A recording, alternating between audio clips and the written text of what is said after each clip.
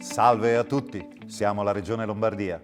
Forse vi ricorderete di noi per il nostro straordinario sistema sanitario invidiato da tutta Italia. Siamo stati i più colpiti da un nemico insidioso, invisibile e letale, ma con orgoglio possiamo dire di essere la regione che ha gestito l'emergenza sanitaria nella maniera peggiore. Abbiamo mandato i malati di Covid nelle RSA, condannando i nostri anziani. Abbiamo sollevato polemiche sterili per sottrarci alle nostre responsabilità politiche. Abbiamo perfino fatto un'ordinanza che impone l'uso della mascherina senza che ci fossero le mascherine. Se non fosse stato per lo straordinario lavoro del personale sanitario e di cittadini e volontari sarebbe andata molto, ma molto peggio.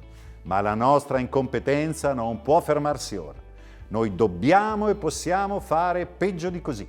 Lo dobbiamo alle nostre famiglie, ai nostri concittadini, alle nostre imprese. Ed è per questo che con orgoglio vado a illustrarvi le nuove ordinanze che applicheremo durante la fase 2. Punto primo.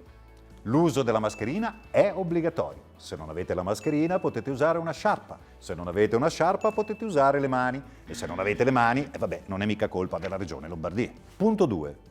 Cedere le province di Bergamo e Brescia al Veneto, così da dimezzare il numero di decessi in Lombardia ed eventualmente anche poter dire però anche in Veneto. Punto 3.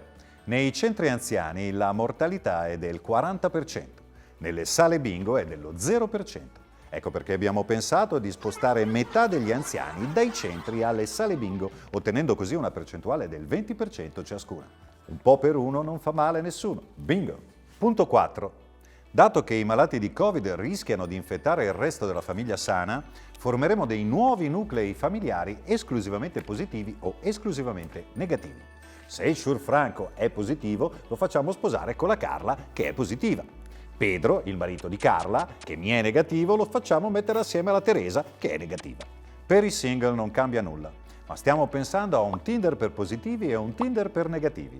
Un Tinder sorpresa, anzi senza sorpresa. Punto 5. Non abbiamo abbastanza tamponi per tutti e il Superenalotto è fermo. Abbiamo fatto 2+2 e abbiamo pensato a un grande gioco. Chi riesce a indovinare il numero di positivi della nostra regione vince un tampone, anche se è asintomatico. Punto 6. Dopo aver speso 25 milioni di euro per realizzare un ospedale vuoto in fiera, abbiamo intenzione di spenderne altri 25 per organizzare la prossima fiera in ospedale. Pensate che bello! La fiera dell'artigianato all'ospedale Sacco e il salone del mobile al San Raffaele. Un po' pubblico, un po' privato, un po' a cazzo. Ora state a casa e non preoccupatevi, perché per la fase 2 abbiamo un sacco di idee inutili, costose e controproducenti e non vediamo l'ora di incominciare. Regione Lombardia, perché tutti hanno fatto errori, ma noi un po' di più.